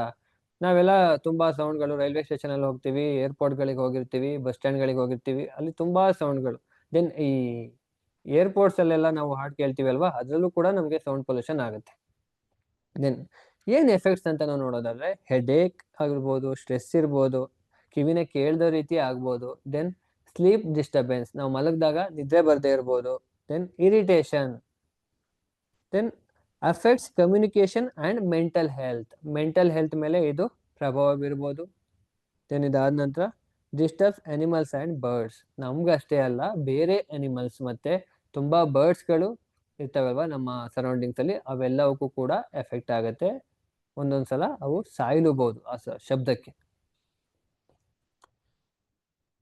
ದೆನ್ ಇದಾದ ನಂತರ ಕಂಟ್ರೋಲಿಂಗ್ ಮೆಷರ್ಸ್, ಹೇಗೆ ಕಂಟ್ರೋಲ್ ಮಾಡಬಹುದು ಇದನ್ನ ಅಂತ ನೋಡೋದಾದ್ರೆ, use sound proof materials in the buildings. ಈ ಬಿಲ್ಡಿಂಗ್ ಕನ್ಸ್ಟ್ರಕ್ಷನ್ ಎಲ್ಲ ಆಗುವ ಸೌಂಡ್ ಪ್ರೂಫ್ ಮೆಟೀರಿಯಲ್ಸ್ ಇರ್ತಾವಲ್ವಾ, ಅವನ್ನ ಬಳಸಿದ್ರೆ ಇದನ್ನ ನಾವು ಕಡಿಮೆ ಮಾಡಬಹುದು. Then ban loudspeaker near hospital and schools. ಈ ಲೌಡ್ ಸ್ಪೀಕರ್ಸ್ ಏನಿದಾವೆ, DJ ಎಲ್ಲ ಇದಾವೆ ಅಲ್ವಾ, ಇವನ್ನ ಬ್ಯಾನ್ ಮಾಡಿದ್ದಾರೆ ಇವಾಗ, ಬಟ್ ಇನ್ನು ಕೆಲವು ಕಡೆ ಇದಾವೆ, ಇನ್ನು ಕೆಲವು ಕಡೆ ಯೂಸ್ ಮಾಡ್ತಾ ಇರ್ತಾರೆ. ಅಲ್ಲಿ ಅದು ಮುಖ್ಯವಾಗಿ ನಾವು ಸ್ಕೂಲ್ ಮತ್ತೆ ಮುಖ್ಯವಾಗಿ ಹಾಸ್ಪಿಟಲ್ಸ್ ಅಲ್ಲಿ ನಾವ್ ಏನ್ ಮಾಡ್ಬೇಕು, ಹಾಸ್ಪಿಟಲ್ ಅಕ್ಕಪಕ್ಕ ಬ್ಯಾನ್ ಮಾಡಬೇಕು. ಅದಾದ ನಂತರ ಮುಖ್ಯವಾಗಿ ಎಲ್ಲಾ ಪೊಲ್ಯೂಷನ್ಗೂ ಮುಖ್ಯವಾಗಿ ಒಂದು ಸೊಲ್ಯೂಷನ್ ಏನಪ್ಪಾ ಅಂತ ಅಂದ್ರೆ, ಮರಗಳನ್ನ ಬೆಳೆಸೋದು. ಎಫಾರೆಸ್ಟೇಷನ್ ಹಾಗೆ ರಿಫಾರೆಸ್ಟೇಷನ್ ಮಾಡಿದ್ರೆ ಏನಾಗುತ್ತೆ, ಈ ಪೊಲ್ಯೂಷನ್ ಕಡಿಮೆ ಆಗುತ್ತೆ. ಹೇಗೆ ಅಂದ್ರೆ, ಆ ಸೌಂಡ್ ಇರುತ್ತಲ್ವಾ, ಆ ಸೌಂಡ್ ನ ಈ ಮರಗಳು ಅಬ್ಸರ್ವ್ ಮಾಡ್ಕೋತವೆ, ಹಾಗಾಗಿ ನಾಯ್ಸ್ ಪೊಲ್ಯೂಷನ್ ಕಡಿಮೆ ಆಗುತ್ತೆ. Then follow noise control laws. Noise pollution ನ ಕಂಟ್ರೋಲ್ ಮಾಡೋದಕ್ಕೆ UNO ಇಂದ ಒಂದಷ್ಟು ಮೆಜರ್ಸ್ ಇದಾವೆ, ಆ ಮೆಜರ್ಸ್ ನಾವು ಫಾಲೋ ಮಾಡಬೇಕು. ದೆನ್ ಅದರ್ ಪೊಲ್ಯೂಷನ್ಸ್, ಇದನ್ನ ಬಿಟ್ಟು ಸಾಯಿಲ್ ಪೊಲ್ಯೂಷನ್ ನೋಡಿದ್ವಿ, ಏರ್ ಪೊಲ್ಯೂಷನ್ ನೋಡಿದ್ವಿ, ವಾಟರ್ ಪೊಲ್ಯೂಷನ್ ನೋಡಿದ್ವಿ ಅಲ್ವಾ, ಸೌಂಡ್ ಪೊಲ್ಯೂಷನ್ ನೋಡಿದ್ವಿ. ಇವೆಲ್ಲವನ್ನ ಬಿಟ್ಟು ಇನ್ನು ಕೆಲವೊಂದು ಪೊಲ್ಯೂಷನ್ಸ್ ಇದಾವೆ. ಅದು ಯಾವ್ದ್ಯಾವ್ದು ಅಂತ ನಾವು ನೋಡೋದಾದ್ರೆ, ನಾನು ಹಂಗೆ ನಿಮ್ಗೆ ಇಂಟ್ರಡಕ್ಷನ್ ಕೊಟ್ಟಿರ್ತೀನಿ, ನೀವು ಅದ್ರ ಬಗ್ಗೆ ಡೀಪ್ ಆಗಿ ಓದ್ಕೋಬೇಕು. ಥರ್ಮಲ್ ಪೊಲ್ಯೂಷನ್, ಏನು ಥರ್ಮಲ್ ಪೊಲ್ಯೂಷನ್ ಅಂದ್ರೆ ಹೀಟ್ ಅಲ್ವಾ, increase in the water temperature from industrial discharge. ಅಂದ್ರೆ ವಾಟರ್ ಟೆಂಪರೇಚರ್ ಇನ್ಕ್ರೀಸ್ ಆದ್ರೆ ಅದನ್ನ ನಾವು ಥರ್ಮಲ್ ಪೊಲ್ಯೂಷನ್ ಅಂತ ಹೇಳ್ತೀವಿ. ಟೆಂಪರೇಚರ್ ಇನ್ಕ್ರೀಸ್ ಆದ್ರೂ ಕೂಡ ಹಾಗೇನೆ ಹೇಳ್ತೀವಿ. ದೆನ್ ರೇಡಿಯೋ ಆಕ್ಟಿವ್ ಪೊಲ್ಯೂಷನ್, ಇವೆಲ್ಲವನ್ನು ಕೂಡ ಕೆಲವರು ಕೇಳಿರ್ತೀರಿ, ಕೆಲವರು ಕೇಳಿರಲ್ಲ. ಈ ರೇಡಿಯೋ ಆಕ್ಟಿವ್ ಪೊಲ್ಯೂಷನ್ ಅಂದ್ರೆ ಏನಪ್ಪಾ ಅಂದ್ರೆ, ರೇಡಿಯೋ ಆಕ್ಟಿವ್ ಎಲಿಮೆಂಟ್ ಇರ್ತವೆ ಅಲ್ವಾ, ಆ ರೇಡಿಯೋ ಆಕ್ಟಿವ್ ಮೆಟೀರಿಯಲ್ಸ್ ರಿಲೀಸ್ ಆದ್ರೆ ನಮ್ಮ ಎನ್ವೈರನ್ಮೆಂಟ್ ಗೆ, ಅದನ್ನ ನಾವು ರೇಡಿಯೋ ಆಕ್ಟಿವ್ ಪೊಲ್ಯೂಷನ್ ಅಂತ ಹೇಳ್ತೀವಿ. ಎಲ್ಲಿಂದ ರಿಲೀಸ್ ಆಗುತ್ತೆ? ನ್ಯೂಕ್ಲಿಯರ್ ಪವರ್ ಪ್ಲಾಂಟ್ ಇಂದ ಇರ್ಬೋದು, ಆ ನ್ಯೂಕ್ಲಿಯರ್ ಟೆಸ್ಟ್ ಮಾಡ್ತಾರಲ್ವಾ ಅಲ್ಲಿ ರಿಲೀಸ್ ಆಗುತ್ತೆ. ಆ ರೀತಿ ಏನಾದ್ರು ಪೊಲ್ಯೂಷನ್ ಆದ್ರೆ ರೇಡಿಯೋ ಆಕ್ಟಿವ್ ಪೊಲ್ಯೂಷನ್ ಅಂತ ಹೇಳ್ತೀವಿ. Then light pollution, very very important. ಈ ಲೈಟ್ ಪೊಲ್ಯೂಷನ್, ಈ ಲೈಟ್ ನ ನಾವು ಬೇಕಾಬಿಟ್ಟಿ ಈ ಹೊರಗಡೆ ಎಲ್ಲ ಫೆಡ್ ಲೈಟ್ ಮ್ಯಾಚ್ ಗಳಾಗೋದಿರ್ಬೋದು, ಬೇಕಾಬಿಟ್ಟಿ ಲೈಟ್ ಗಳೆಲ್ಲ ಆನ್ ಮಾಡಿರ್ತಾರಲ್ವಾ ಸಿಟಿಗಳಲ್ಲಿ, ಅದರಲ್ಲೂ ಲೈಟ್ ಪೊಲ್ಯೂಷನ್. ನಮ್ಗೆ ಆಕಾಶದಲ್ಲಿರೋ ನಕ್ಷತ್ರಗಳೇ ಕಾಣಿಸಲ್ಲ, ಬೇರೆ ಗ್ರಹಗಳೇ ಕಾಣಿಸಲ್ಲ ಈ ಲೈಟ್ ಪೊಲ್ಯೂಷನ್ ಇಂದ. ಹಾಗಾಗಿ ಈ ಎಕ್ಸೆಸಿವ್ ಆರ್ಟಿಫಿಷಿಯಲ್ ಲೈಟ್ನಿಂಗ್ ಇಂದ ಏನಾಗುತ್ತೆ ಅಂದ್ರೆ, ಆ ನೈಟ್ ಎನ್ವೈರನ್ಮೆಂಟ್ ಏನಿದೆಯೋ ಆ ನೈಟ್ ಎನ್ವೈರನ್ಮೆಂಟ್ ಗೆ ಇದು ಎಫೆಕ್ಟ್ ಆಗೇ ಆಗುತ್ತೆ. ದೆನ್ ಇದಾದ ನಂತರ ಇನ್ನೊಂದಷ್ಟು ಪೊಲ್ಯೂಷನ್ ಇದೆ, ಇನ್ನೊಂದಿದೆ ಪ್ಲಾಸ್ಟಿಕ್ ಪೊಲ್ಯೂಷನ್. ಏನಪ್ಪಾ ಅಂದ್ರೆ accumulation of non biodegradable plastic in land and water. ಇದು ವಾಟರ್ ಪೊಲ್ಯೂಷನ್ ಮತ್ತೆ ಲ್ಯಾಂಡ್ ಪೊಲ್ಯೂಷನ್ ಅಲ್ಲಿ ಬರುತ್ತೆ, ಸಾಯಿಲ್ ಪೊಲ್ಯೂಷನ್ ಅಲ್ಲಿ. ಬಟ್ ಪ್ಲಾಸ್ಟಿಕ್ ಪೊಲ್ಯೂಷನ್ ಅಂತಾನು ಕೂಡ ಒಂದು ಸಪರೇಟ್ ಆಗಿ ಒಂದು ಬ್ರಾಂಚ್ ಮಾಡಿದ್ದಾರೆ. ಇದಿಷ್ಟು ಪೊಲ್ಯೂಷನ್ಸ್ ಬಗ್ಗೆ ಆಯ್ತು. ಇದಾದ ನಂತರ ಕಾನ್ಸೆಪ್ಟ್ ಜಾಸ್ತಿ ಇರೋದ್ರಿಂದ ನಾನು ಸ್ವಲ್ಪ ಸ್ಪೀಡ್ ಆಗಿ ಹೋಗ್ತಾ ಇದ್ದೀನಿ, ನೀವು ಯೂಟ್ಯೂಬ್ ಅಲ್ಲಿ ಮತ್ತೆ ನೋಡ್ಬೋದು ಈ ಕ್ಲಾಸ್ನ. ಓಕೆನಾ? Then green house effect. ಏನು ಗ್ರೀನ್ ಹೌಸ್ ಎಫೆಕ್ಟ್ ಅಂದ್ರೆ, ಗ್ರೀನ್ ಹೌಸ್ ಅಂತ ನೀವೆಲ್ಲ ಕೇಳಿರ್ತೀರಿ. ಈ ಗ್ರೀನ್ ಹೌಸ್ ಎಫೆಕ್ಟ್ ಅಂದ್ರೆ ಏನು ಅಂತ ನೋಡೋಣ. ನಾವು ಸಾಧಾರಣವಾಗಿ ಗ್ರೀನ್ ಹೌಸ್ ಎಫೆಕ್ಟ್ಸ್ ಇಂದ ನಮ್ಗೆ ಡೇಂಜರ್ ಅಂತ ಅನ್ಕೊಂಡಿರ್ತೀವಿ. ಈ ಗ್ರೀನ್ ಹೌಸ್ ಇಂದ, ಈ ಗ್ರೀನ್ ಹೌಸ್ ಗ್ಯಾಸಸ್ ಗಳಿಂದ ನಮ್ಗೆ ಅನುಕೂಲ ಇದೆ. ಬಟ್ ನಾವು ಮನುಷ್ಯರು ದುರಾಸೆಯಿಂದ ಈ ಗ್ರೀನ್ ಹೌಸ್ ಏನಾಗ್ತಾ ಇದೆ, ಅತಿಕ್ಕಾಗಿ ನಮ್ಗೆ ಎಫೆಕ್ಟ್ ಆಗ್ತಾ ಇದೆ. ಹೇಗೆ ಗ್ರೀನ್ ಹೌಸ್ ಎಫೆಕ್ಟ್ ನಮ್ಗೆ ಹೇಗೆ ಎಫೆಕ್ಟ್ ಮಾಡುತ್ತೆ ಅಂತ ನೋಡೋಣ, ಹಾಗೆ ನಮ್ಗೆ ಹೇಗೆ ಯೂಸ್ ಅಂತಾನು ತಿಳ್ಕೊಳ್ಳೋಣ. The greenhouse effect is the natural process by which certain gases in the Earth's atmosphere trap heat from the sun, keeping the planet warm through enough to support life. A greenhouse effect is a natural process. ಈ greenhouse effect ಏನಿದೆಯೋ ಇದು natural process and by which certain gases in earth's atmosphere. Atmosphere ಇದೆ ಅಲ್ವಾ, ಅಲ್ಲಿ ಒಂದಷ್ಟು ಗ್ಯಾಸ್ಗಳಿರ್ತವೆ, green house gases. ಅವು ಯಾವ್ಯಾವು ಅಂತ ನಾವು ಮುಂದೆ ತಿಳ್ಕೊಳ್ಳೋಣ. ಆ ಗ್ಯಾಸ್ಗಳಿದಾವೆ ಅಲ್ವಾ ಅಟ್ಮಾಸ್ಫಿಯರ್ ಅಲ್ಲಿ, ಅವೇನ್ ಮಾಡ್ತವೆ, ಟ್ರಾಪ್ ಹೀಟ್ ಫ್ರಮ್ ದ ಸನ್. ಒಂದಷ್ಟು ಹೀಟ್ ಸನ್ನಿಂದ ನಮ್ಗೆ ಒಂದಷ್ಟು ರೇಡಿಯೇಷನ್ ಬರ್ತವೆ ಅಲ್ವಾ, ಹೀಟ್ ರೇಡಿಯೇಷನ್. ಅವೆಲ್ಲವನ್ನ ಕೂಡ ಏನ್ ಮಾಡ್ತವೆ, ಟ್ರ್ಯಾಪ್ ಮಾಡಿ keeping the planet warm enough support for life. ನಮ್ಗೆ ಎಷ್ಟು ಬೇಕೋ ಅಷ್ಟು ನಮ್ಮ ಅರ್ತ್ ಅನ್ನ ವಾರ್ಮ್ ಮಾಡ್ತವೆ. ದೆನ್ ಇದಾದ ನಂತರ the earth gives of sunlight passes through the atmosphere. ಹೇಗೆ ಈ ಗ್ರೀನ್ ಹೌಸ್ ಎಫೆಕ್ಟ್ ಕೆಲಸ ಮಾಡುತ್ತೆ ಅಂತ ನೋಡೋದಾದ್ರೆ, sunlight passes through the atmosphere and warms the earth surface. ಆ ಅಟ್ಮಾಸ್ಫಿಯರ್ ಥ್ರೂ ಈ ಸನ್ಲೈಟ್ ಪಾಸ್ ಆಗಿ ಅರ್ತ್ ಸರ್ಫೇಸ್ ನ ಏನ್ ಮಾಡುತ್ತೆ, ವಾರ್ಮ್ ಮಾಡುತ್ತೆ. ನಮ್ಮ ಭೂಮಿಯಲ್ಲಿ ಸೂರ್ಯನ ಕಿರಣಗಳು ಬೀಳಲಿಲ್ಲ ಅಂದ್ರೆ ಏನಾಗುತ್ತಪ್ಪ ಅಂದ್ರೆ, ನಮ್ಮ ಭೂಮಿಯಲ್ಲಿರೋ ಟೆಂಪರೇಚರ್ ನಮ್ಗೆ ಸಾಕಾಗೋದಿಲ್ಲ. ನಮ್ಮಲ್ಲಿ ತುಂಬಾ ಕೋಲ್ಡೇ ಜಾಸ್ತಿ ಇರೋದ್ರಿಂದ ಏನಾಗುತ್ತೆ, ನಮ್ಗೆ ಬದುಕಲಿಕ್ಕೆ ಆಗೋದಿಲ್ಲ ಇವು ಗ್ರೀನ್ ಹೌಸ್ ಗ್ಯಾಸಸ್ ಗಳಿಲ್ಲ ಅಂದ್ರೆ. Then the earth gives off this heat as infrared radiation and the sum of this heat escape into a space. ನಮ್ಮ ಭೂಮಿಗೆ ಬಂದಂತಹ ಎಲ್ಲಾ ಹೀಟ್ ರೇಡಿಯೇಷನ್ಸ್ ಏನಾಗ್ತಾ ಇರುತ್ತೆ, ವಾಪಸ್ ಸ್ಪೇಸ್ಗೆ ಹೋಗ್ತಾ ಇರುತ್ತೆ. ಅಲ್ಲಿ ನಮ್ಮ ಗ್ರೀನ್ ಹೌಸ್ ಗ್ಯಾಸಸ್ ಗಳಿದಾವೆ ಅಲ್ವಾ, ಅವು ನಮ್ಗೆ ಭೂಮಿಗೆ ಬೇಕಾದಷ್ಟು ಟೆಂಪರೇಚರ್ನ ಅಲ್ಲಿ ಟ್ರ್ಯಾಪ್ ಮಾಡಿ ನಮ್ಮ ಭೂಮಿಗೆ ವಾಪಸ್ ಕಳಿಸ್ಕೊಡುತ್ತೆ. The keeping planet warm. This is just like how green house, ನಾವು ಗ್ರೀನ್ ಹೌಸ್ ಗಳು ನೋಡಿರ್ತೀವಿ ಅಲ್ವಾ, ಪ್ಲಾಂಟಿಂಗ್ ಮಾಡಿರ್ತಾರೆ. ಆ ಪ್ಲಾಂಟಿಂಗ್ ಮಾಡೋ ಗ್ರೀನ್ ಹೌಸ್ ಗಳು ಹೇಗೆ ಕೆಲಸ ಮಾಡ್ತಾವೋ ಅದೇ ರೀತಿ ಗ್ರೀನ್ ಹೌಸ್ ಗ್ಯಾಸಸ್ ಗಳು ಕೂಡ ಕೆಲಸ ಮಾಡ್ತಕ್ಕಂಥದ್ದು. ನಾವು ಪ್ಲಾಂಟ್ ಎಲ್ಲ ನೆಟ್ಟಿರ್ತೀವಲ್ವಾ, ಗ್ರೀನ್ ಹೌಸ್ ಒಳಗಡೆ ಎಷ್ಟು ಟೆಂಪರೇಚರ್ ಬೇಕೋ ಆ ಗ್ರೀನ್ ಹೌಸ್ ಒಳಗಡೆ ಅಷ್ಟು ಟೆಂಪರೇಚರ್ನ ಮಾತ್ರ ಆ ಗ್ರೀನ್ ಹೌಸ್ ಬಿಡುತ್ತೆ. ಇದಾದ ನಂತರ ಈ ಮೇಜರ್ ಗ್ರೀನ್ ಹೌಸ್ ಗ್ಯಾಸಸ್ ಗಳು ಯಾವ್ದಪ್ಪ ಅಂತ ನಾವು ನೋಡೋದಾದ್ರೆ, ಕಾರ್ಬನ್ ಡೈಆಕ್ಸೈಡ್ ಇರ್ಬೋದು, then methane, nitrous oxide, water vapour. Then ಅವಾಗಲೇ ನಾವು ತಿಳ್ಕೊಂಡ್ವಿ ಅಲ್ವಾ, ವಾಟರ್ ಪೊಲ್ಯೂಟೆಂಟ್ಸ್ ಅಲ್ಲಿ, ಸಾರಿ ಏರ್ ಪೊಲ್ಯೂಟೆಂಟ್ ಅಲ್ಲಿ CFCs ಅಂತ, ಕ್ಲೋರೋ ಫ್ಲೋರೋ ಕಾರ್ಬನ್ ಅಂತ ಹೇಳಿದ್ದೆ ಅಲ್ವಾ. ಇವೆಲ್ಲವೂ ಕೂಡ ಮೇಜರ್ ಗ್ರೀನ್ ಹೌಸ್ ಗ್ಯಾಸಸ್ಗಳು. ದೆನ್ ಇದಾದ ನಂತರ importance of greenhouse effect. ಹೇಗೆ ಇದು ಇಂಪಾರ್ಟೆಂಟ್ ಅಂತ ನೋಡೋದಾದ್ರೆ, keep earth's average temperature around 15°C without it and earth would be too cold for life. ಅಂದ್ರೆ ಈ ಗ್ರೀನ್ ಹೌಸ್ ಗ್ಯಾಸಸ್ಗಳಿಲ್ಲ ಅಂದ್ರೆ ಏನಾಗುತ್ತೆ, ಅರ್ತ್ ಪೂರ ಕೋಲ್ಡ್ ಆಗುತ್ತೆ. ಈ ಗ್ರೀನ್ ಹೌಸ್ ಗ್ಯಾಸ್ ಇರೋದ್ರಿಂದ ನಮ್ಗೆ ಎಷ್ಟು ಟೆಂಪರೇಚರ್ ಬೇಕೋ, ಎಷ್ಟು ನಮ್ಗೆ ವಾರ್ಮ್ ನೆಸೆಸಿಟಿ ಇದೆಯೋ ಅಷ್ಟು ಟೆಂಪರೇಚರ್ನ ಅವು ವಾಪಸ್ ಕಳಿಸ್ತಾ ಇದಾವೆ, ರಿಫ್ಲೆಕ್ಟ್ ಆಗಿ ಹೋಗ್ತಾ ಇರೋದನ್ನ. ಹಾಗೆ ಯಾವಾಗ ಇದು ನಮಗೆ ಪ್ರಾಬ್ಲಮ್ ಆಗುತ್ತಪ್ಪ ಅನ್ನೋದು ಇವಾಗ ಕ್ವಶನ್ ಮಾರ್ಕ್. ಯಾವಾಗ ಪ್ರಾಬ್ಲಮ್ ಅಂತ ಅಂದ್ರೆ, when the concentration of green house gases increases due to human activities. ಯಾವಾಗ ಕಾರ್ಬನ್ ಡೈಆಕ್ಸೈಡ್ ಇರ್ಬೋದು, ಬೇರೆ ಬೇರೆ ಗ್ರೀನ್ ಹೌಸ್ ಗ್ಯಾಸಸ್ಗಳಿದಾವೆ ಅಲ್ವಾ, ಅವೆಲ್ಲವೂ ಜಾಸ್ತಿ ಆದಾಗ ಆ ಗ್ರೀನ್ ಹೌಸ್ ಲೇಯರ್ ಇರುತ್ತೆ ಅಲ್ವಾ, ಅದು ತಿಕ್ ಆಗುತ್ತೆ, ದಪ್ಪ ಆಗುತ್ತೆ. ದಪ್ಪ ಆದಾಗ ನಮಗೆ ಬೇಕಾದಷ್ಟು ಎಷ್ಟು ಟೆಂಪರೇಚರ್ ಬೇಕೋ ಅಷ್ಟು ಟೆಂಪರೇಚರ್ಗಿಂತ ಜಾಸ್ತಿ ಟೆಂಪರೇಚರ್ನ ವಾಪಸ್ಸು ಭೂಮಿಗೆ ಕಳಿಸ್ಬಿಡುತ್ತೆ. ಅವಾಗ ನಮ್ಗೆ ಅದು ಎಫೆಕ್ಟ್, ಆವಾಗ ಗ್ಲೋಬಲ್ ವಾರ್ಮಿಂಗ್ ಆಗುತ್ತೆ. This leads to global warming. Then ಇದಾದ ನಂತರ ಏನ್ ಗ್ಲೋಬಲ್ ವಾರ್ಮಿಂಗ್ ಅಂದ್ರೆ, ಗ್ಲೋಬಲ್ ವಾರ್ಮಿಂಗ್ ಅಂದ್ರೆ ನಾರ್ಮಲ್ ಆಗಿ ನಮ್ಮ ಊರುಗಳಲ್ಲಿ, ನಮ್ಮ ಸಿಟಿಗಳಲ್ಲಿ ಟೆಂಪರೇಚರ್ ವೇರಿ ಆಗ್ತಾ ಇರುತ್ತೆ. ಅದನ್ನ ನಾವು ಗ್ಲೋಬಲ್ ವಾರ್ಮಿಂಗ್ ಅಂತ ಹೇಳಲ್ಲ. ಗ್ಲೋಬಲ್ ವಾರ್ಮಿಂಗ್ ಅಂದ್ರೆ ಏನಪ್ಪಾ ಅಂತ ನೋಡೋದಾದ್ರೆ, global warming is the abnormal rise in the average temperature. Average ಅಂದ್ರೆ ಪೂರ್ತಿ ನಮ್ಮ ಭೂಮಿ ಮೇಲೆ ಎಲ್ಲವೂ ಕೂಡ ಅವರೇಜ್ ಆಗಿ ಟೆಂಪರೇಚರ್ ರೈಸ್ ಆಗಬೇಕು of the earth atmosphere due to the increase greenhouse effect. ಈ ಗ್ರೀನ್ ಹೌಸ್ ಎಫೆಕ್ಟ್ ಇನ್ಕ್ರೀಸ್ ಆಗೋದ್ರಿಂದ ಏನಾಗಬೇಕು, ಅರ್ತ್ದು ಸರ್ಫೇಸ್ ಅಲ್ಲಿ ಟೆಂಪರೇಚರ್ ಜಾಸ್ತಿ ಆಗ್ಬೇಕು. ಅದು ಅವರೇಜ್ ಟೆಂಪರೇಚರ್ ಎಲ್ಲಾ ಕಡೆ ಕೂಡ ಆಗ್ಬೇಕು. ಅವಾಗ ನಾವು ಅದನ್ನ ಗ್ಲೋಬಲ್ ವಾರ್ಮಿಂಗ್ ಅಂತ ಕರಿತೀವಿ.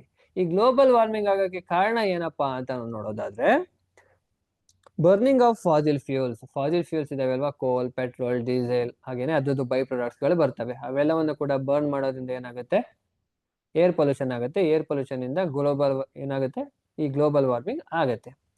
ದೆನ್ ಡಿಫಾರೆಸ್ಟೇಷನ್ ಅಂದ್ರೆ ಈಗಾಗಲೇ ನಾವು ತಿಳ್ಕೊಂಡ್ವಿ, cutting of trees in a forest and using that land for other purpose. ಈ ಕಟ್ ಮಾಡೋದ್ರಿಂದ ಏನಾಗುತ್ತೆ, ಈ ಕಾರ್ಬನ್ ಡೈಆಕ್ಸೈಡ್ ಅಬ್ಸಾರ್ಪ್ಷನ್ ಎಲ್ಲ ಕಡಿಮೆ ಆಗುತ್ತೆ. ಹಾಗಾಗಿ ಗ್ಲೋಬಲ್ ವಾರ್ಮಿಂಗ್ ಜಾಸ್ತಿ ಆಗುತ್ತೆ. ದೆನ್ ಇಂಡಸ್ಟ್ರಿಯಲ್ ಎಮಿಷನ್, ಇಂಡಸ್ಟ್ರಿಗಳಲ್ಲಿ ತುಂಬಾ ಹೊಗೆಗಳೆಲ್ಲ ಬಿಡ್ತಾರಲ್ವಾ, ಹಾಗಾಗಿ ಆ ಇಂಡಸ್ಟ್ರಿ ಎಮಿಷನ್ ಕೂಡ ಈ ಗ್ಲೋಬಲ್ ವಾರ್ಮಿಂಗ್ಗೆ ಕಾರಣ ಆಗಿದೆ. ಹಾಗೇನೆ increase use of CFCs, chlorofluoro carbon ನ ಯೂಸ್ ಮಾಡೋದ್ರಿಂದ, ಹೆಚ್ಚಿನದಾಗಿ ಯೂಸ್ ಮಾಡೋದ್ರಿಂದ ಏನಾಗುತ್ತೆ, ಈ ಗ್ಲೋಬಲ್ ವಾರ್ಮಿಂಗ್ ಆಗುತ್ತೆ. ಇವಾಗ ಅದನ್ನೆಲ್ಲ ಬ್ಯಾನ್ ಮಾಡಿದ್ದಾರೆ, ಬಟ್ ಈ ನಮ್ಮ ರೆಫ್ರಿಜರೇಟರ್, ಫ್ರಿಡ್ಜ್ ಎಲ್ಲ ಏನಿದಾವೆ ಇದನ್ನ ಯೂಸ್ ಮಾಡೋದ್ರಿಂದ ಇರ್ಬೋದು, ದೆನ್ AC ಯೂಸ್ ಮಾಡೋದ್ರಿಂದ ಇರ್ಬೋದು, ಇವೆಲ್ಲನೂ ಯೂಸ್ ಮಾಡೋದ್ರಿಂದ ಈ ಗ್ಲೋಬಲ್ ವಾರ್ಮಿಂಗ್ ಜಾಸ್ತಿ ಆಗ್ತಾ ಇದೆ. ಹೇಗಾಗುತ್ತೆ ಅನ್ನೋದನ್ನ ನೀವು ಹುಡುಕ್ಬೇಕು, ಓಕೆನಾ. Then effects of global warming the effects ಏನೇನು ಅಂತ ನೋಡೋದಾದ್ರೆ, melting of polar ice cap. ನಾನು ಅವಾಗಲೇ ಹೇಳಿದೆ ಅಲ್ವಾ, ಹಿಮ ಪರ್ವತಗಳೇನಾಗ್ತವೆ, ಮೆಲ್ಟ್ ಆಗಿ ಸಿ ಲೆವೆಲ್ ನ ಜಾಸ್ತಿ ಆಗಿ ಪ್ರವಾಹ ಆಗ್ಲಿಕ್ಕೆ ಕಾರಣ ಆಗ್ಬೋದು.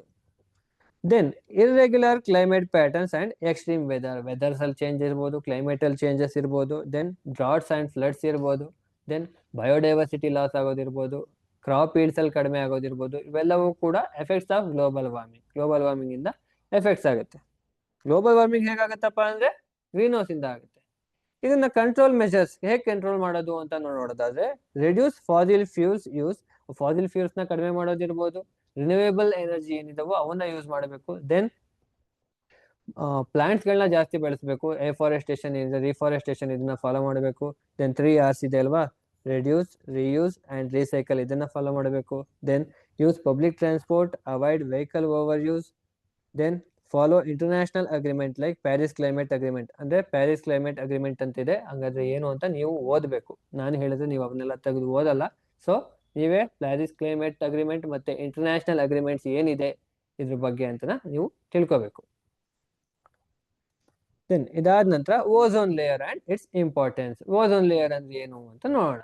ಈ ozone layer lies in the stratosphere and absorbs harmful UV rays. ಈ ಓಝೋನ್ ಲೇಯರ್ದು ಕೆಲಸ ಏನಪ್ಪಾ ಅಂದ್ರೆ, ಹಾರ್ಮ್ಫುಲ್ UV ರೇಸ್ ಏನಿದೋ ಇದು ಆ ನಮಗೆ ಸೂರ್ಯನ ಬೆಳಕು ಬರುತ್ತಲ್ವ, ಅದ್ರ ಜೊತೆಗೆ ಈ UV ರೇಡಿಯೇಷನ್ಸ್ ಕೂಡ ಬರುತ್ತೆ. ಆ ಹಾರ್ಮ್ಫುಲ್ ಯು ವಿ ರೇಡಿಯೇಷನ್ಸ್ ಏನಿದಾವೋ ಆ ಯು ವಿ ರೇಡಿಯೇಷನ್ಸ್ ನ ಇವು ಅಬ್ಸರ್ವ್ ಮಾಡ್ಕೋತದೆ. ಯಾವುದು? Ozone layer. ಎಲ್ಲಿದು ಲೊಕೇಟ್ ಆಗಿರುತ್ತಪ್ಪ ಅಂತ ನೋಡೋದಾದ್ರೆ ಓಝೋನ್ ಲೇಯರು ಸ್ಟ್ರಾಟೋಸ್ಫಿಯರ್ ಹತ್ರ, ಅಟ್ಮಾಸ್ಫಿಯರ್ ಅಲ್ಲಿ ಸ್ಟ್ರಾಟೋಸ್ಫಿಯರ್ ಮೆಸೋಸ್ಫಿಯರ್ ಅಂತ ಬರುತ್ತಲ್ವಾ, ಇಲ್ಲಿ ಈ ಸ್ಟ್ರಾಟೋಸ್ಫಿಯರ್ ಮತ್ತೆ ಸ್ಟ್ರಾಟೋಸ್ಫಿಯರ್ ಮಧ್ಯೆ ಈ ಓಝೋನ್ ಲೇಯರ್ಸ್ ಇರುತ್ತೆ. ಓಕೆನಾ? It acts as earth sunscreen. ನಿಮ್ಗೆಲ್ಲ ಸನ್ಸ್ಕ್ರೀನ್ ಬಗ್ಗೆ ತುಂಬಾ ಚೆನ್ನಾಗಿ ಗೊತ್ತಿರುತ್ತೆ. ನಮ್ಮ ಭೂಮಿಯ ಸನ್ಸ್ಕ್ರೀನ್ ಅಂತ ಈ ಓಝೋನ್ ನ ನಾವು ಕರಿಬಹುದು. ದೆನ್ ವಿತೌಟ್ ಓಝೋನ್ ಇಲ್ಲ ಅಂದ್ರೆ ಏನಾಗ್ತಿತ್ತು ಅಂತ ನಾವು ನೋಡೋದಾದ್ರೆ ಮೋರ್ ಯು ವಿ ರೇಡಿಯೇಷನ್ ಏನಾಗ್ತಿತ್ತು, ನಮ್ಮ ಭೂಮಿ ಮೇಲೆ ಬರ್ತಾ ಇತ್ತು. ಅದರಿಂದ ಸ್ಕಿನ್ ಕ್ಯಾನ್ಸರ್ ಇರ್ಬೋದು, ಬೇರೆ ಹೆಲ್ತ್ ಡಿಸೀಸಸ್ ಇರ್ಬೋದು, ಅದಾದ ನಂತರ ಆ ಕ್ರಾಪ್ ಈಲ್ಡ್ ಕಡಿಮೆ ಆಗೋದಿರ್ಬೋದು, ಅಥವಾ ಪ್ಲಾಂಟ್ಸ್ಗಳು ಡೆಡ್ ಆಗೋದಿರ್ಬೋದು, ಇವೆಲ್ಲವೂ ಕೂಡ ಆಗ್ಬೋದು. ಹಾಗೇನೆ ಇಲ್ಲೊಂದು ಪ್ರಶ್ನೆ ಇದೆ, ಇದು ನಿಮ್ಗೆ ಹೋಮ್ವರ್ಕ್. ಯಾರೋ ಹುಡುಕ್ಬಿಟ್ಟು ಅಥವಾ ಸರ್ಚ್ ಮಾಡಿ ಅಥವಾ ಯಾರತ್ರನಾದ್ರೂ ಕೇಳಿ ಆ ಉತ್ತರನ ಕಳಿಸ್ಕೊಡಿ ಒಂದು ಅಡ್ಮಿನ್ಗಳಿಗೆ, ಅಥವಾ ನಂದೇ ಇರುತ್ತೆ ಅಡ್ಮಿನ್ ಅಲ್ಲಿ ಪುನೀತ್ ರಾಜ್ ಅಂತ ಇರುತ್ತೆ, ಅದಕ್ಕೆ ಕಳಿಸ್ಕೊಡಿ ಇದಕ್ಕೆ ಏನು ಉತ್ತರ ಅಂತ. Why do astronauts wear U V protected suits? Astronauts ಗೊತ್ತಲ್ವಾ, ಅವರು ಯು ವಿ ಪ್ರೊಟೆಕ್ಟೆಡ್ ಸೂಟ್ಸ್ ನ ಏನಕ್ಕೆ ಯೂಸ್ ಮಾಡ್ತಾರೆ ಅಂತ ನೀವು ಬರೆದು ಕಳಿಸ್ಕೊಡ್ಬೇಕು. ಓಕೆನಾ? ದೆನ್ ಓಝೋನ್ ಡಿಪ್ಲೇಷನ್ಗೆ ಕಾರಣ ಏನಪ್ಪಾ ಅಂತ ನೋಡೋದಾದ್ರೆ ಈ ಫ್ಲೋರೋಕಾರ್ಬನ್ಸ್ ಇರ್ಬೋದು, ರಿಫ್ರಿಜರೇಟರ್ಸ್ ಇರ್ಬೋದು, ಎಸಿಸ್, ಎರೋಸಾಲ್ ಸ್ಪ್ರೇಸ್ ಇರ್ತಾವಲ್ವಾ, ಆ ಸ್ಪ್ರೇಸ್ಗಳಿರ್ಬೋದು. ಅದಾದ ನಂತರ ಎಫೆಕ್ಟ್ಸ್. ಏನ್ ಎಫೆಕ್ಟ್ ಈ ಓಝೋನ್ ಡಿಪ್ಲೇಷನ್ ಇಂದ ಅಂತ ನೋಡೋದಾದ್ರೆ ಫಾರ್ಮೇಶನ್ ಆಫ್ ಓಝೋನ್ ಹೋಲ್ ಆದ್ರೆ ಏನಾಗುತ್ತೆ, ಯು ವಿ ರೇಸ್ ಎಲ್ಲ ನಮ್ಮ ಭೂಮಿಗೆ ಡೈರೆಕ್ಟ್ ಆಗಿ ಬಂದ್ಬಿಡುತ್ತೆ. ಎಸ್ಪೆಷಲಿ ಓವರ್ ಅಂಟಾರ್ಟಿಕಾದಲ್ಲಿ ಆಗ್ಬೋದು. ಅದಾದ ನಂತರ ಕಾನ್ಸಿಕ್ವೆನ್ಸಸ್ ಏನು ಇದರಿಂದ ತೊಂದರೆ ಅಂತ ನೋಡೋದಾದ್ರೆ ಹೆಲ್ತ್ ಹಜಾರ್ಡ್ಸ್ ಇರ್ಬೋದು, ಕ್ಲೈಮೇಟ್ ಇಂಬ್ಯಾಲೆನ್ಸ್ ಇಂದ ಎಕೋಸಿಸ್ಟಮ್ ಕ್ಲೈಮೇಟ್ ಇಂಬ್ಯಾಲೆನ್ಸ್ ಇರ್ಬೋದು, ಇವೆಲ್ಲವೂ ಕೂಡ ಎಫೆಕ್ಟ್ಸ್ ಆಗುತ್ತೆ. ದೆನ್ ಇದಕ್ಕೆ ಸೊಲ್ಯೂಷನ್ ಏನಪ್ಪಾ ಅಂತ ನೋಡೋದಾದ್ರೆ use of ozone friendly products ಏನಿದಾವೋ ಅವನ್ನ ಯೂಸ್ ಮಾಡಬೇಕು. ಹಾಗೇನೆ ಏನು ಮಾಂಟ್ರಿಯಲ್ ಪ್ರೋಟೋಕಾಲ್ ಅಂತ ಇದೆ, 1987 ಅಲ್ಲಿ ಆಗಿರ್ತಕ್ಕಂಥದ್ದು, global agreement to phase out CFCs. ಈ CFCಗಳಿದಾವೆ ಅಲ್ವಾ, ಫ್ಲೋರೋಕಾರ್ಬನ್, ಇವನ್ನ ನಾವು ಯೂಸ್ ಮಾಡದಿರೋ ತರ ಒಂದು ಪ್ರೋಟೋಕಾಲ್ ಇದೆ, ಆ ಪ್ರೋಟೋಕಾಲ್ ನ ಫಾಲೋ ಮಾಡಬೇಕು. Then waste production. ಏನು ವೇಸ್ಟ್ ಪ್ರೊಡಕ್ಷನ್? ಈ ವೇಸ್ಟ್ ಪ್ರೊಡಕ್ಷನ್ ಅಲ್ಲಿ ಮೇನ್ ಆಗಿ 3 ಟೈಪ್ಸ್ ಬರುತ್ತೆ. ಒಂದು solid waste, liquid waste, gaseous waste. Solid waste ಅಲ್ಲಿ ಸಾಲಿಡ್ ಮೆಟೀರಿಯಲ್ಸ್ ಏನೆಲ್ಲ ವೇಸ್ಟ್ ಆಗಿರ್ತವೋ ಅವನ್ನ ನಾವು ಸಾಲಿಡ್ ವೇಸ್ಟ್ ಅಂತ ಹೇಳ್ತೀವಿ. ಪ್ಲಾಸ್ಟಿಕ್ ಇರ್ಬೋದು, ಗ್ಲಾಸ್ ಇರ್ಬೋದು, ಮೆಟಲ್ಸ್ ಇರ್ಬೋದು, ಅಂಡ್ ಅದರ್ ವೇಸ್ಟ್.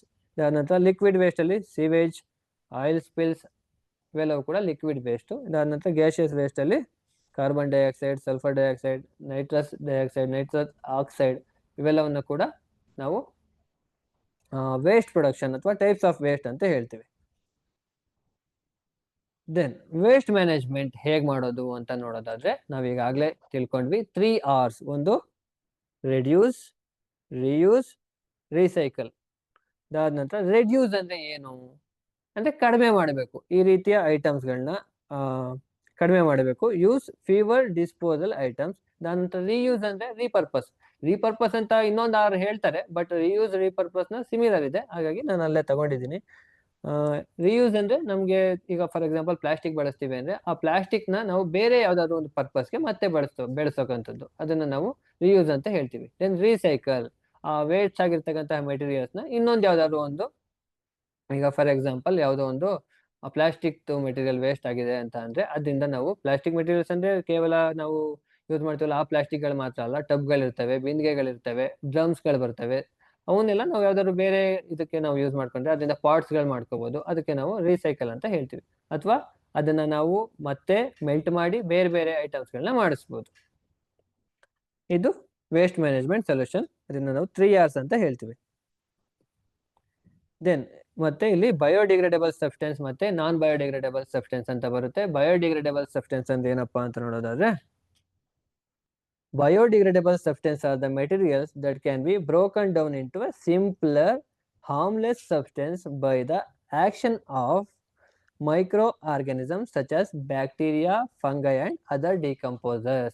ಇದನ್ನ ನಮ್ಮ ಮೆಟೀರಿಯಲ್ಸ್ ಇರ್ತವೆ ಅಲ್ವಾ, ಆ ಸಬ್ಸ್ಟೆನ್ಸ್ಗಳು ಏನಾದ್ರೂ ಸಿಂಪಲ್ ಆಗಿ ಏನಾಗುತ್ತೆ, ಬ್ರೋಕನ್ ಡೌನ್ ಅಂದ್ರೆ ಸ್ಮಾಲ್ ಪೀಸಸ್ಗಳಾಗಿ ಬ್ರೋಕ್ ಮಾಡಿ ಹಾರ್ಮ್ಲೆಸ್ ಸಬ್ಸ್ಟೆನ್ಸ್, ಅವು ಯಾವುದೇ ರೀತಿ ಹಾರ್ಮ್ಗಳಾಗಲ್ಲ, ಆ ರೀತಿ ಆ ಮೈಕ್ರೋ ಆರ್ಗಾನಿಸಮ್ಸ್ಗೆ ಅವನ್ನೆಲ್ಲ ಬ್ರೋಕ್ ಡೌನ್ ಮಾಡ್ಲಿಕ್ಕೆ ಆದ್ರೆ ಅದನ್ನ ನಾವು ಬಯೋಡಿಗ್ರೇಡೇಬಲ್ ಸಬ್ಸ್ಟೆನ್ಸ್ ಅಂತ ಹೇಳ್ತೀವಿ. ಓಕೆನಾ?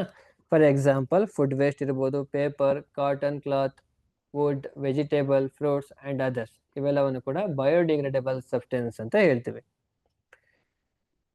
ದೆನ್ ಏನು ಬಯೋಡಿಗ್ರೇಡೇಬಲ್ ಸಬ್ಸ್ಟೆನ್ಸ್ ಅಂದ್ರೆ ಇದು ಕ್ಯಾರೆಕ್ಟರಿಸ್ಟಿಕ್ಸ್ ಏನು, ಗುಣಲಕ್ಷಣ ಏನು ಅಂತ ನೋಡೋದಾದ್ರೆ, can decompose naturally in soil or water. ನಾವೇನ್ ಅದಕ್ಕೆ ಎಕ್ಸ್ಟ್ರಾ ಎಫೆಕ್ಟ್ಸ್ ಏನು, ನಾವು ಎಕ್ಸ್ಟ್ರಾ ಫೋರ್ಸ್ ಏನು ಹಾಕ್ಬೇಕಾಗಿಲ್ಲ ಅಥವಾ ಎಕ್ಸ್ಟ್ರಾ ಎಫೆಕ್ಟ್ಸ್ ಏನು ಹಾಕ್ಬೇಕಾಗಿಲ್ಲ, ಅವು ನ್ಯಾಚುರಲಿ ಡಿಕಂಪೋಸ್ ಆಗುತ್ತೆ. Usually made of organic materials and they contain carbon. Organic material ಇಂದಾನೇ ಆಗಿರುತ್ತೆ.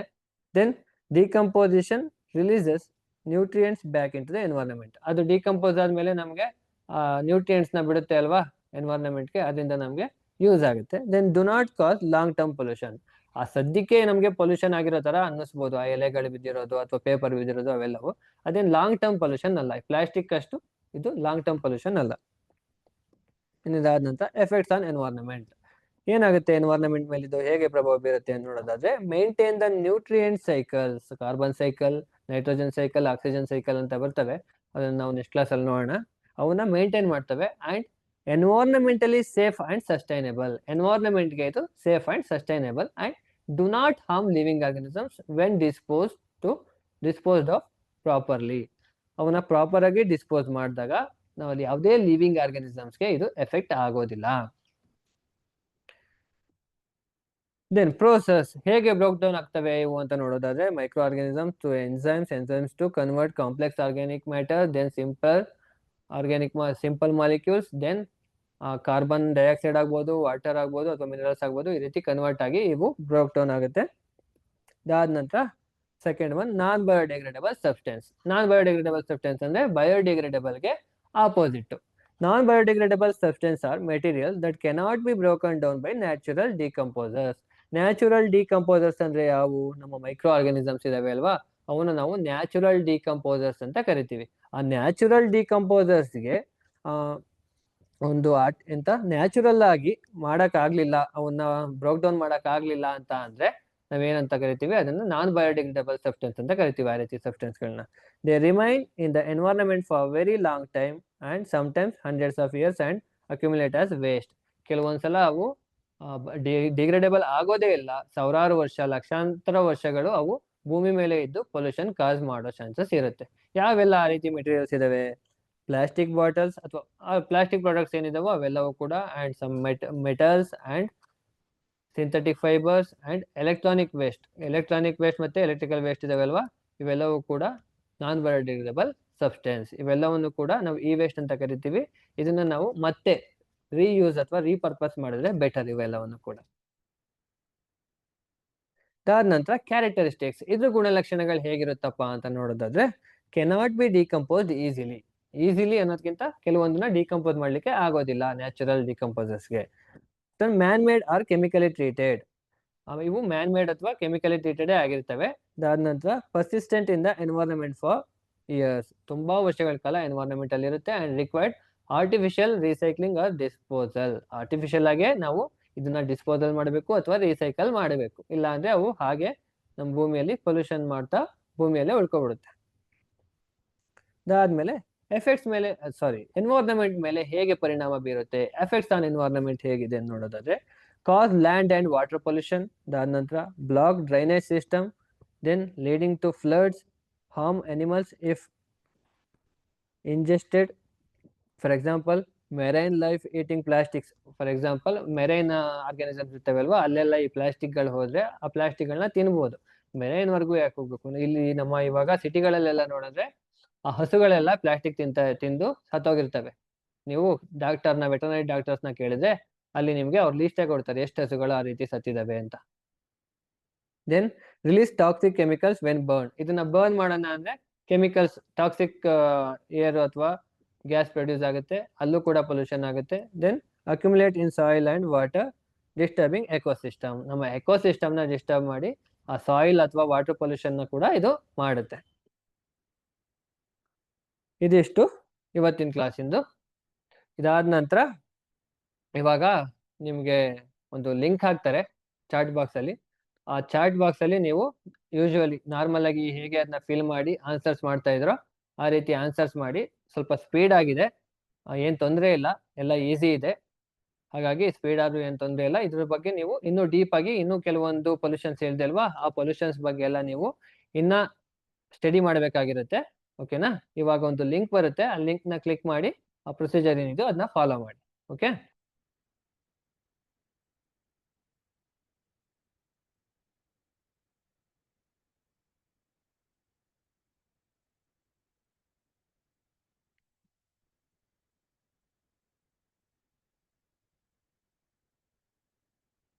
ಈ ಕ್ಲಾಸ್ದು ವಿಡಿಯೋ ಯೂಟ್ಯೂಬ್ ಅಲ್ಲಿ ಸಿಗುತ್ತೆ, ಅಲ್ಲಿ ನೀವು ಸ್ಲೋ ಮಾಡ್ಕೊಂಡು ವಿಡಿಯೋನ ನೋಡ್ಬೋದು, ಹಾಗಾಗಿ ಏನು ತೊಂದರೆ ಇಲ್ಲ.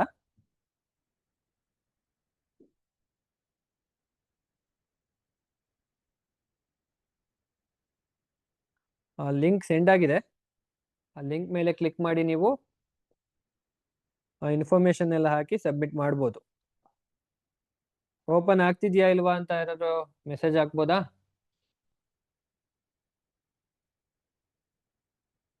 ಓಪನ್ ಆಗ್ತಾ ಇದೆಯಾ?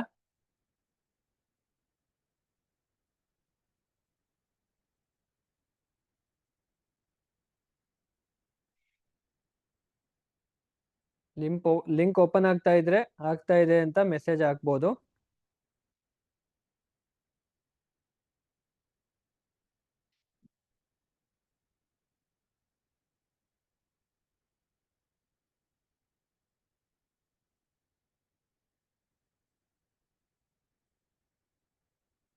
ಆಗ್ತಾ ಇದೆಯಾ?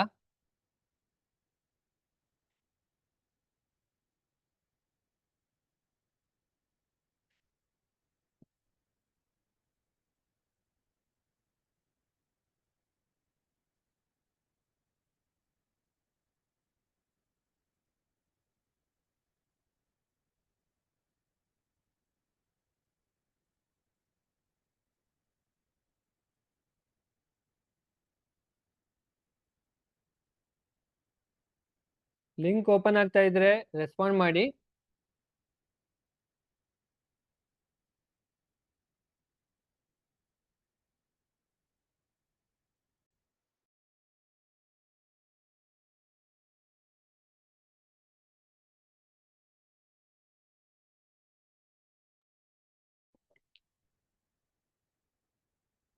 ರೆಸ್ಪಾನ್ಸ್ ಬರ್ತಾ ಇದಾವ?